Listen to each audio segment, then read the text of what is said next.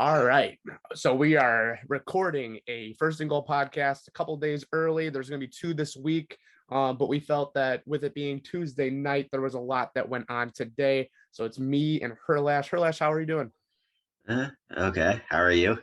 Doing well. So yeah, a lot of news to cover. But before we real quick get into that, I do have to say thank you to our friends over at The Swap. If you guys don't know what The Swap is, it's a multimedia crypto company that is going to be sponsoring all of our videos. They will also be working on a couple projects possibly for us. Hint, hint, wink, wink in the future. But yeah, so over at The Swap, follow them at _swap SWOP, and then also join their Discord. That will be in the link on Twitter. So let's start with the chronological order of events. Aaron Rodgers, your Packers, he says he's coming back. Yeah. Initial thoughts, you are the Packer fan, so let's hear what you have to say. I mean, it's definitely good for success in next season. From what I've heard, at least from the Rich Eisen show, did you see that? No, I did not see. Well, I saw a clip on Bleacher Report that was like, the Packers do not believe in Jordan Love from what they've seen. This I didn't know. I didn't know it came from Rich Eisen. But yeah, I was talking to someone like, so that definitely didn't come out of the Packers office, because if you're looking to trade him, why would you say you don't believe or don't like what you've seen from the guy? It didn't make sense to me either.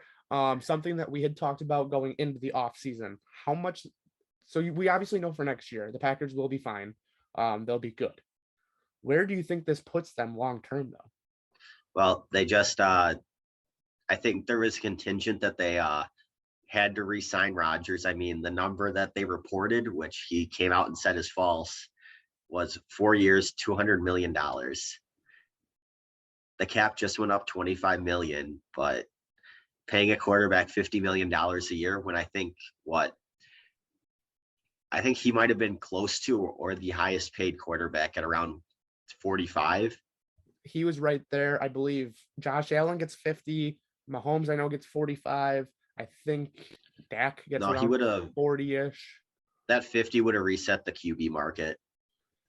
Yeah. So, I mean, I think his deal is going to end up being in the range of 4 years, 200 million. However, I think it's going to get spaced out, similar like the Bobby Bonilla baseball situation, where they might be paying him for the next 10 years or the next 8 years. And I think it's going to be a fully guaranteed contract, unfortunately, for the Packers. Yeah.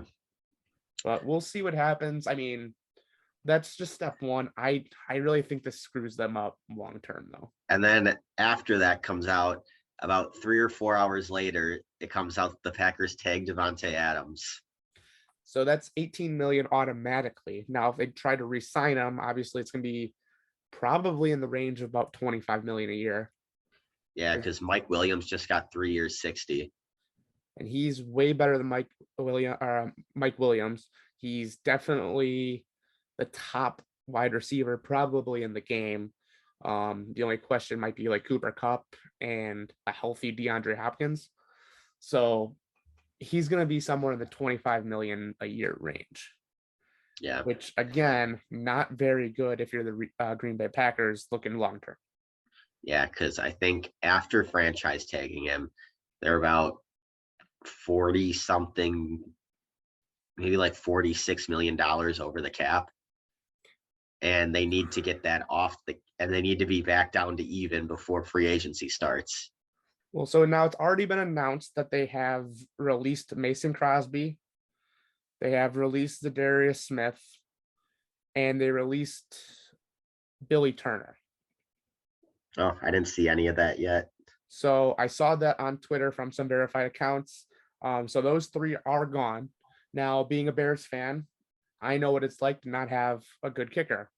Mason Crosby, as much as he had some inconsistencies, was a very good kicker for you guys. And I'm just saying it could end up hurting later on. How much were they paying Mason Crosby that it became that big of an issue? I think he was the highest paid kicker in football. I think he was making around like 4.5 million. That's really not that much, though. That's a lot for a kicker. You can probably pay a kicker right now at about $1 million, and you're I don't know. saving. Cairo Santos is making about 4.2. So we'll see. But then we Yeah, I did. don't see that anywhere about the Crosby getting really. I saw it all on Twitter by these verified accounts from beat writers and stuff. But regardless, we talked about Mike Williams.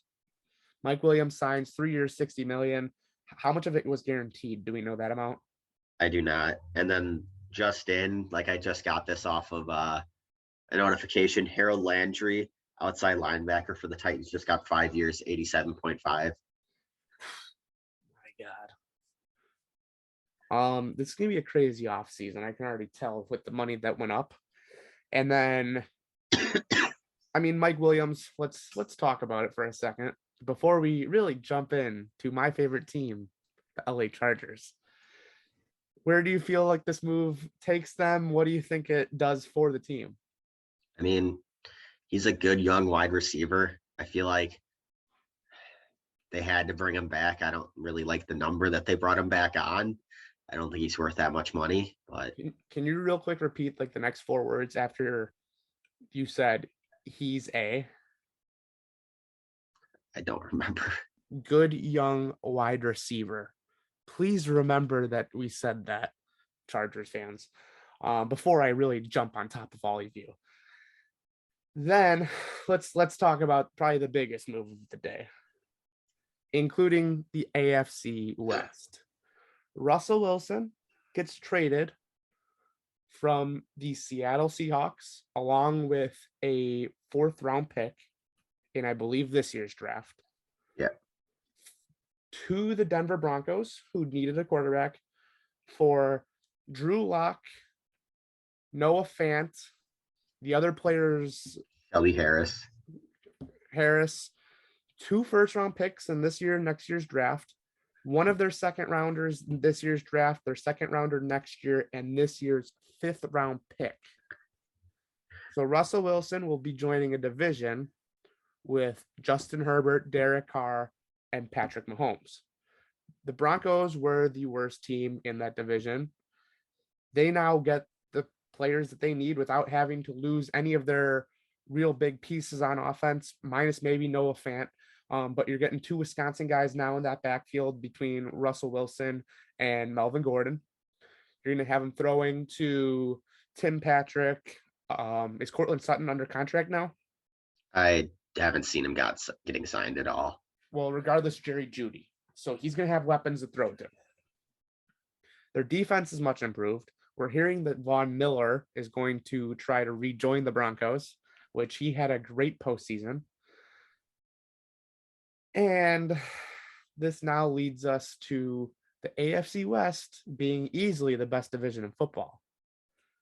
But unfortunately, when you're the best division in football, a good team is probably going to come in last place. Sam, who do you think is going to be the last place team in the best division of football? I don't know. Somebody's losing their starting free safety, probably their best player on their defense. A defense that I got reamed for because of DVOA. And the DVOA says that they were one of the worst defenses in football, even though I've never heard a team complain so much when they have Joey Bosa. They had, who was the other edge rusher for them? It was Melvin Ingram, but it's Nwosu. They have a lot of talent on that defense. I don't care what the numbers say. They were a good defense individually. However, whatever the numbers say, apparently they were in a bunch of shootout games. I wonder why. Maybe it was because your offense was scoring so many goddamn points. It's just so stupid that they are going to be in last place. You have Justin Herbert, who's going to be a last place quarterback. I hate this guy. I hate their fan base. I can't believe that I've heard them complain so much about their own team. The Chargers deserve nothing but to be in last place at this point. I mean, I think it's going to be between them and possibly the Raiders, but I really like the direction the Raiders are going. I mean, they made the playoffs without having without what having without with completely failing on 2 first-round picks in the previous draft. And having probably the best leader in that division still. Yeah. And they or at least at the quarterback position. What'd you say? Or at least at the quarterback position, the best leader, because I'd say the best leader is Andy Reid. Okay, yeah. I will agree. Or Travis Kelce, who's also a great leader. Not Tyreek Hill. But let's get back to my team, the LA Chargers. LA Chargers fans, you can suck my dick. You guys are the worst team in the AFC West. Enjoy your 19th overall pick because you guys will be the best team to not make the playoffs. Maybe the 18th if you guys don't get 3 teams in. I really can't believe, or no, I think they would technically be the 17th overall pick since they expanded the 2 playoff teams. Is that what it is? Or 18th pick? One of the whatever it is. I think it's 18th. Regardless, you guys will have somewhere in the range of 15 to 18, and you guys will just have to deal with the mediocre draft picks in the first round. Then you guys will never improve. I love this for the LA Chargers. You guys are so screwed. Then when it comes to Justin Herbert needing to get signed, unless you guys make a big free agency push this offseason, you guys are screwed. Justin Herbert's not going to re-sign with you guys, and I will probably become a Justin Herbert fan as soon as he leaves LA. Suck my dick. Okay, well, that was my rant because I read every single one of their comments and I could not believe what I was reading. You guys acted like you guys were the Texans. Yeah, I mean the Chargers have talent.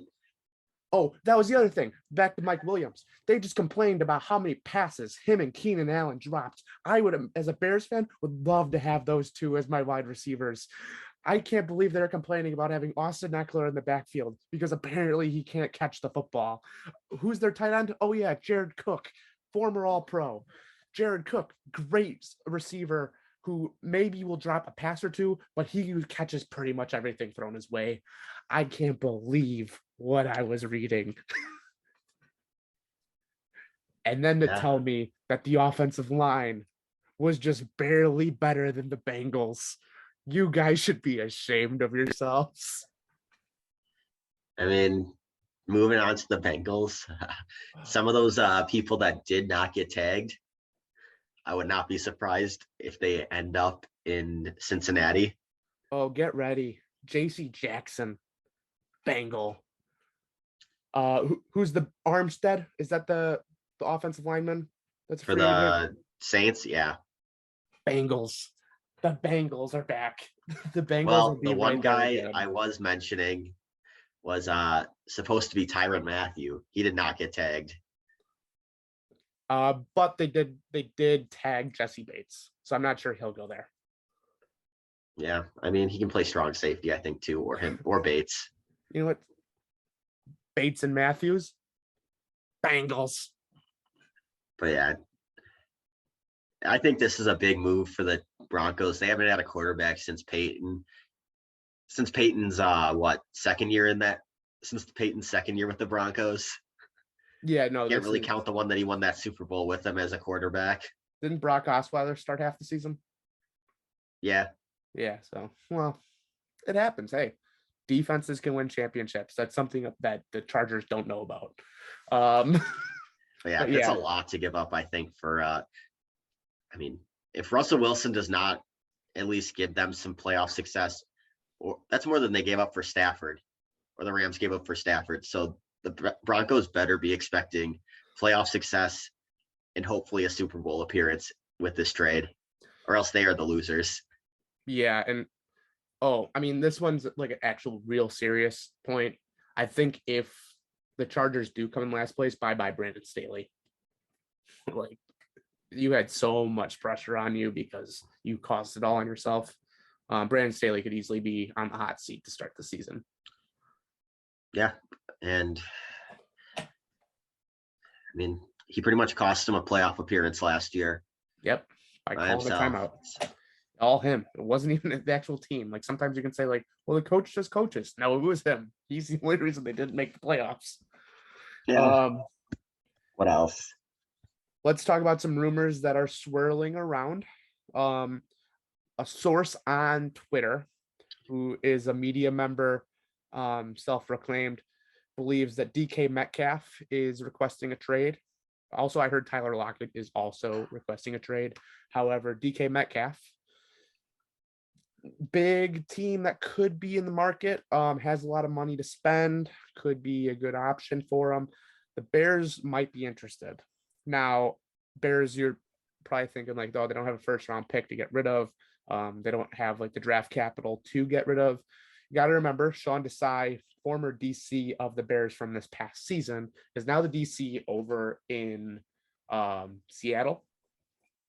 What this could end up causing, because he did get the absolute best out of Robert Quinn that we have seen in a very, very long time. This defense is going to be needing to carry this team again. I'm sure they're going to sign Bobby Wagner if they can this offseason. I think it would make sense for them to go after a big time pass rusher. So Robert Quinn, who then they will only have to pay about $6 million to, because all the rest will be dead cap to the Bears. If you're getting Robert Quinn on a $6 million deal after a 17.5 sack season, I believe it was, it's probably going to require even more than DK Metcalf. So you might be looking at one of those second round picks that they have getting flipped in that deal to the Bears along with DK Metcalf, who it sounds like if he doesn't get traded is actually just going to sit out. So I don't agree with that at all, because Robert Quinn, even though you might only have to pay him $6 million this year, that doesn't include what was his deal? 5 years, 70 million when they signed it. So it was front loaded. So a lot of it's gone. The Bears would still have to pay them quite a bit next season as well. I believe half his contract, and then I believe his final year is only like $5 million. It was one of the worst deals I've ever seen in my life. So they would get him for 3 seasons, which could be enough, especially if he can kind of keep up at this pace. I'm not saying he's going to have 17.5 sacks every season. Even if he becomes a 7 sack guy in 3 years, I would say that's worth the $5 million that they'd have to pay him. I mean, for a 33-year-old pass rusher. I believe he's younger than that. I don't think he's as old as we think. I believe his rookie year was the last year that the Rams were in St. Louis, if I'm not mistaken. But give me 1 second. I can let you know right now. He's 31, so he'll be 34 by the time his deal ends. Okay, not terrible. So other thing to kind of look for, though, too, is DK Metcalf's dad actually did play for the Bears. And I'm not saying this just because it could help them, but that is the most Bears move to make. Now, obviously, this is a whole new front office. But if you're going to try to go after a legacy son, DK Metcalf would be a good one, especially when you need to get weapons for Justin Fields, because we just let Allen Robinson walk. Yeah, I mean, I think that to get DK Metcalf, you're going to have to – I think the picks are going to have to be going the other way, just because the Seahawks trading Russell Wilson, they're going to be in a rebuilding situation where if they are going to bring in a young quarterback like a Malik Willis or somebody else like that, like maybe Desmond Ridder or Matt Corral, you're going to want a wide receiver like DK Metcalf around for him. I mean, Noah Fant's a nice piece for them as well. But I just don't see a rebuilding team wanting to trade for a 31-year-old edge rusher who had a great season, but the 2 seasons before that with the Bears, or the 2 seasons before that, I don't think he was worth the money that they were paying him. I didn't understand the deal. I still kind of don't. But, I mean, when you have to consider the dead cap that the Bears are going to have to take on, I think it's worth a shot for them. I believe his contract would go from $6 million to $11 million to $5 million for the Seahawks, which for next year that would work, because they're going to have really nothing on their payroll other than Jamal Adams, because I'm sure they're going to trade Lockett and get picks back. Who knows? Pete Carroll could be trying to save his job, so he might not want to go into a full rebuild. He might have to just try to face 1 year of being last place in the NFC West once again. At least this year he'll have an excuse, but I think that he's going to need to turn this thing around if he wants to keep a job. Well, the other thing that I was thinking of with the Bears, Bobby Wagner, I believe, is a free agent for the Seahawks. I did say that they would And have to resign him.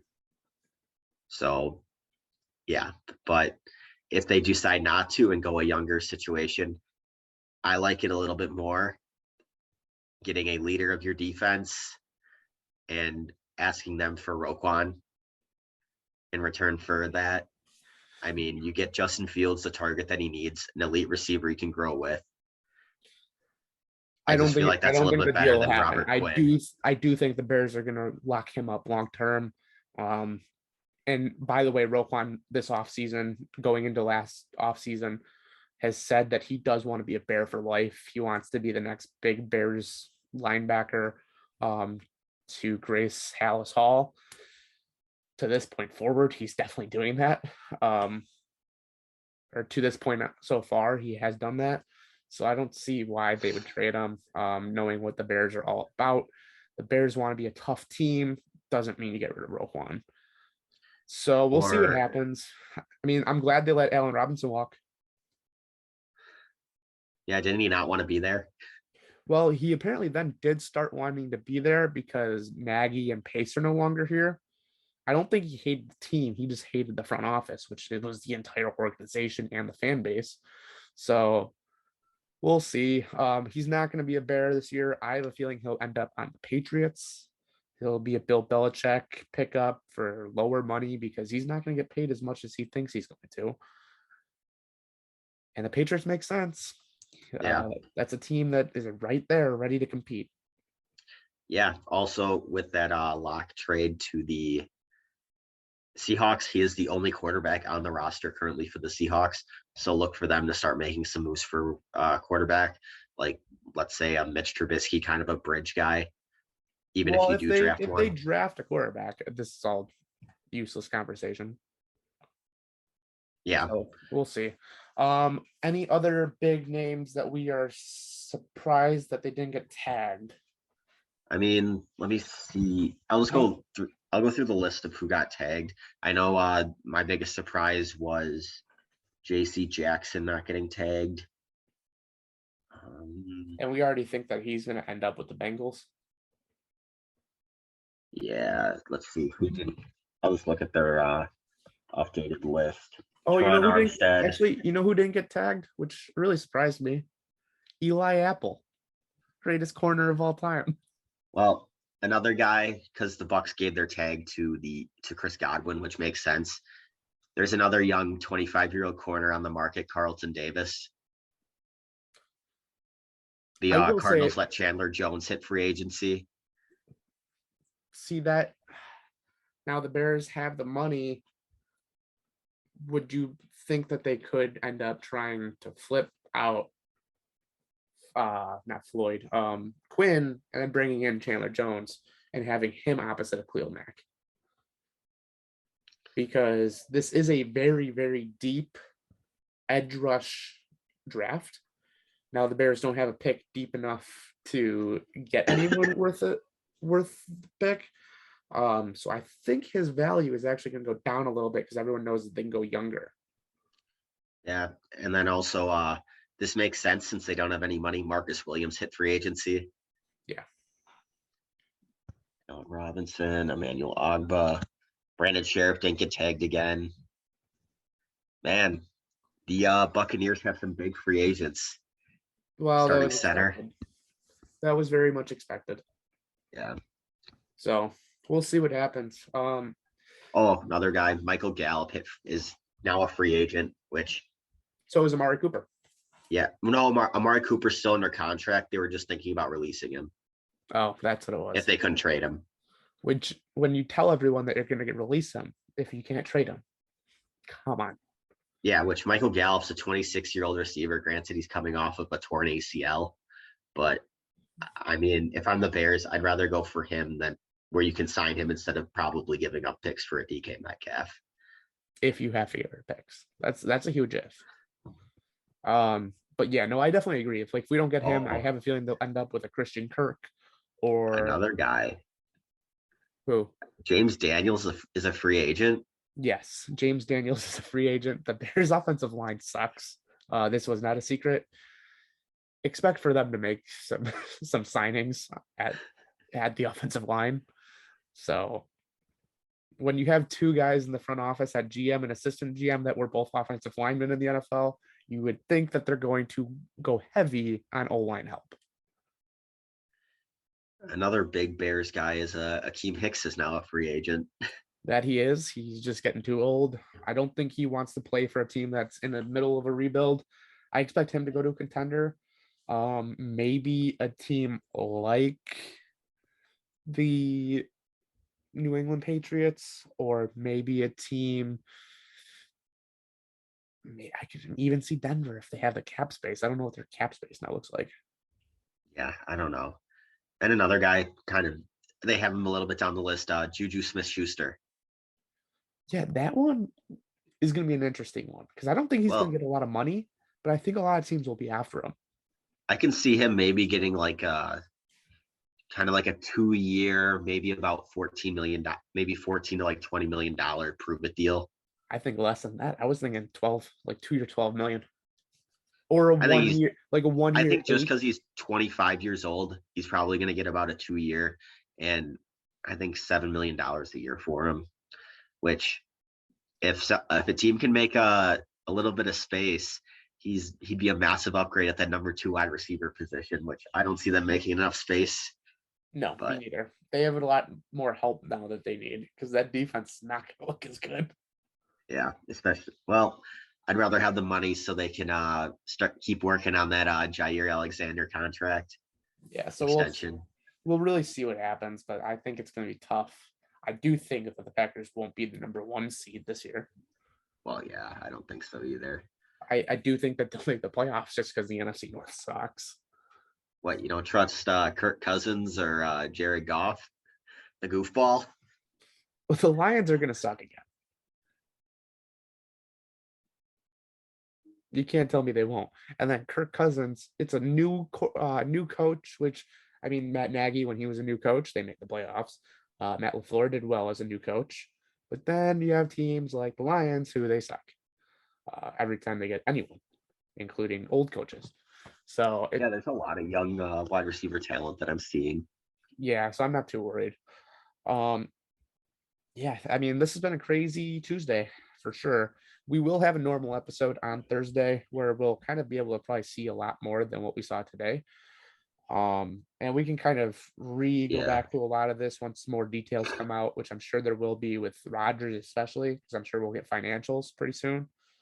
And then we'll see what they do with Russell Wilson because I don't know how many years are on his contract. I would imagine when you do this, you extend them right away if you need to. So I'm sure we'll get more news on that as well.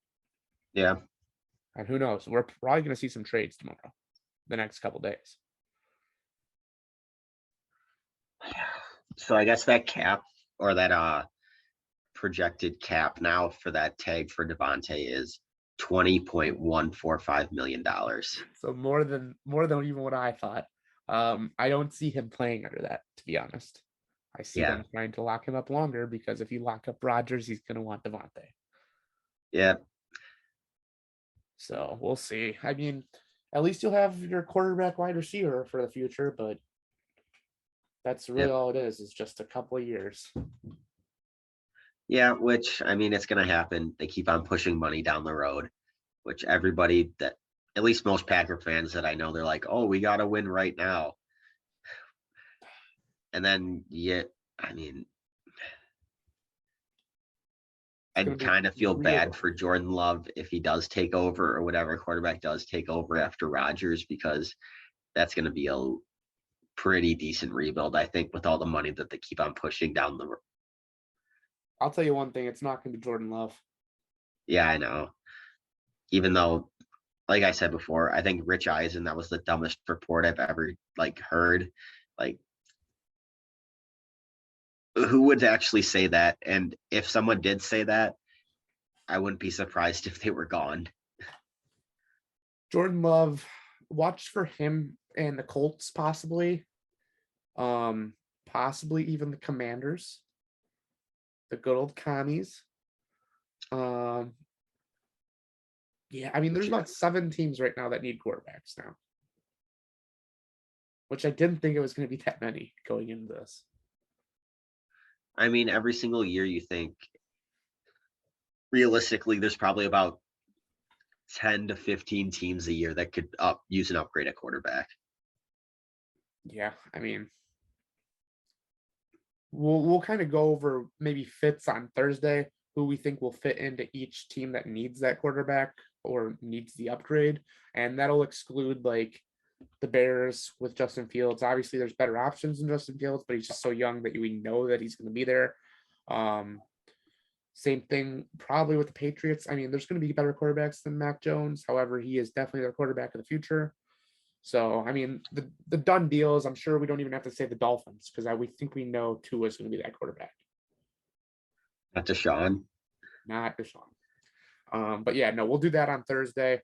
And then I think Thursday, maybe we'll get Gars on the show if he's available. Speaking of Gars, you and Gars are going to do mock draft 2.0 next week. Is that what I heard? Yeah, just got to get in contact with them. Perfect. So, I mean, that means they'll probably end up replacing our normal episode next week, which I'm fine with that. If we do need to do another episode, we'll probably just do it randomly, just like we did this one, and then go over any big news that might pop up through the week. And then we're getting real close to NFL draft time. We're going to have more pro days. And then, like I said, the swap has been a very good partner to us. We have a big announcement that will be on the Thursday show. So make sure you guys tune in. They are going to be doing something extremely special. I know what it is. Sam does not, but you guys won't want to miss it. You guys are going to want to get on that Discord over at the swap. And let me tell you right now, when I am saying this is not something that you want to miss because it's happening daily. So go out there, go check it out. And we will see you guys on Friday. Peace. Yep. See ya.